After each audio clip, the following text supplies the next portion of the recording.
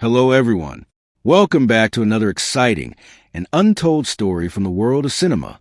Today, we are turning back the pages of Hollywood action history to uncover the hidden truth behind a character who has ruled the hearts of audiences worldwide for over 4 decades. Whenever we talk about the greatest, most iconic cult action movies, one name instantly flashes across our minds, and that name is John Rambo. The sweat-drenched body, the signature red headband, the intense rage in his eyes, the battle scars, and that massive machine gun in the hands of Sylvester Stallone have become a legendary pop culture icon that almost every person on Earth recognizes. Starting with the movie First Blood, released in theaters back in 1982, this incredible journey remains just as powerful, raw, and gripping today. However, how this invincible warrior was born, the desperation behind crafting this character, and how tragic, terrifying, and shocking the real story behind the scenes actually was, is something that 90% of movie lovers still do not know.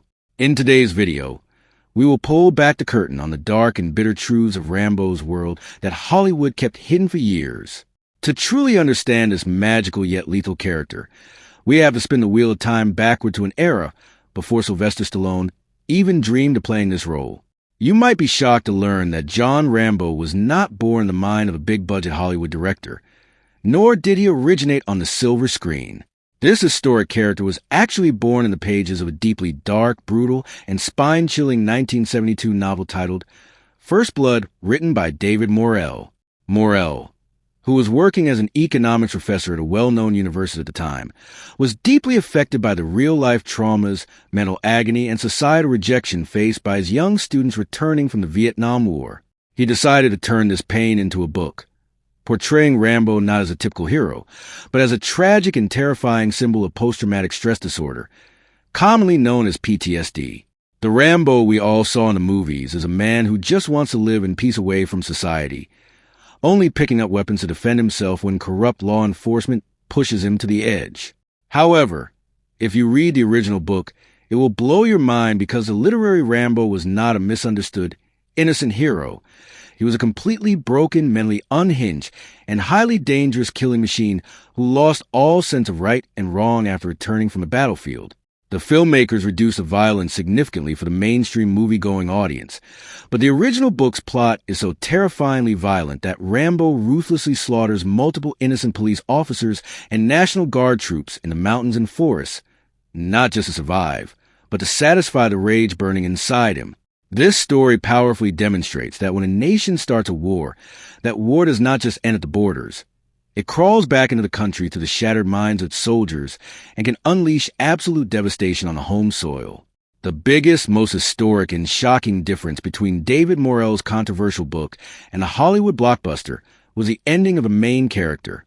It might come as a massive shock to you that in the climax of the original novel, John Rambo's reign of terror and his immense pain come to a brutal, heartbreaking end.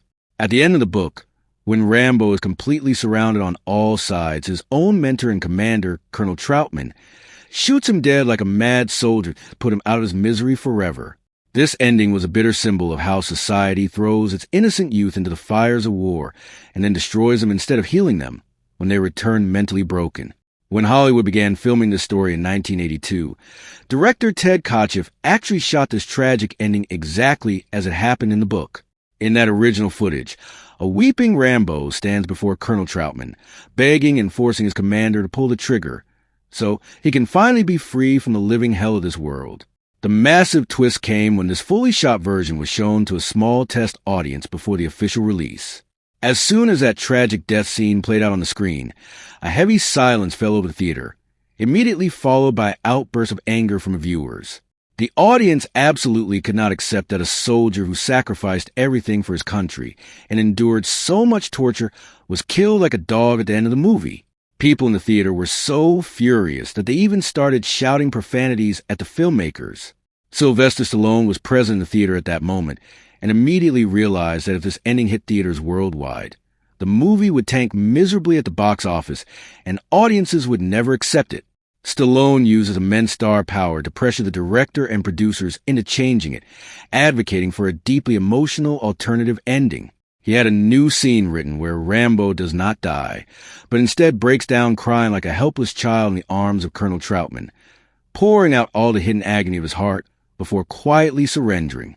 This single, brilliant decision by Stallone not only immortalized John Rambo, but also laid the foundation for a historic action franchise that went on to make billions of dollars. The level of physical dedication, madness, and pure passion required to bring John Rambo to life on the big screen with absolute realism is something impossible to find in today's era of green screens and CGI. Sylvester Stallone was a rising superstar back then, but he still swore an oath to perform almost all of his dangerous, life-threatening stunts himself in the bone-chilling, lethal cold of the Canadian wilderness. He wanted the film to be so authentic that the audience could feel the real pain on screen, and this obsession with realism came with a massive physical price that could have cost him his life. Just recall the most famous, hair-raising scene in the movie when Rambo leaps off a massive cliff to escape a police helicopter and crashes down to the sharp, dry branches of a giant tree before hitting the ground. The director desperately wanted to use a professional stunt double for this shot because the danger to Stallone's life was obvious. However, Stallone flatly refused and took that terrifying leap himself. The first and second takes went fine, but the director wanted a better shot. When the third take began, Stallone slightly lost his balance in midair and slammed violently onto a heavy, rigid branch back first, causing severe trauma to his back and breaking forward his ribs on impact. You can only imagine how excruciatingly painful it must have been to break 4 ribs in that freezing cold weather. Yet, look at Stallone's sheer madness. Despite being in unbearable agony, he neither called for a medic nor stopped to shoot. Instead, he channeled that genuine trauma and physical torture directly into his performance. Today, when you watch that scene and hear Rambo weeping, groaning, and screaming like a maniac in absolute agony, it was not Hollywood acting or clever post-production dubbing. It was the raw, terrifying sound of Sylvester Stallone's actual ribs cracking, captured forever by the camera.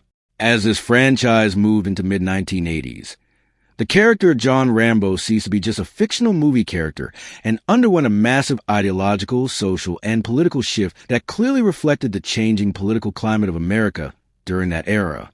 While the first film, First Blood, was a deeply serious, sensitive, and overtly anti-war movie focusing on the horrors of combat, the inhuman treatment of veterans, and the cold indifference of society, the 1985 sequel Rambo, First Blood Part 2, flipped this entire narrative upside down. In this sequel, instead of showing Rambo as a sad, victimized, and tormented soldier, they transform him entirely into a muscular, invincible symbol of American military might, vengeance, and aggressive patriotism. This massive shift elevated Rambo from a helpless human being into a superhero who single-handedly burns down the jungles of Vietnam, obliterates enemy forces, and rewrites the history of the war by rescuing forgotten American prisoners of war all by himself. The political and social impact of this film was so profound worldwide that the President of the United States at the time, Ronald Reagan, publicly mentioned John Rambo during a real international hostage crisis when American citizens were captured. He stated to the nation that after watching the Rambo movie, he now knew exactly how to deal with the country's enemies. This single statement by the president established a fictional movie character as a major cultural weapon of American foreign policy and power across the globe.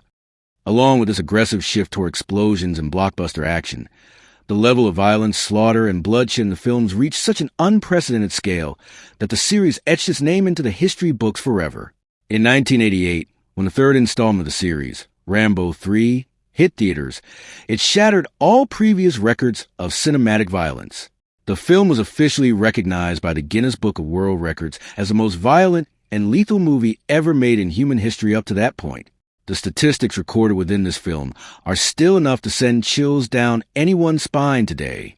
The movie featured a staggering total of 221 violent acts, with at least 108 people shown dying on screen and a massive bomb blast or rocket attack occurring almost every 2 to 3 minutes of screen time. Money was poured into this film like water, making it one of the most expensive movies of its time. This extreme and violent transformation clearly showed how far the franchise had drifted from the psychological, emotional, and soulful roots of its original film.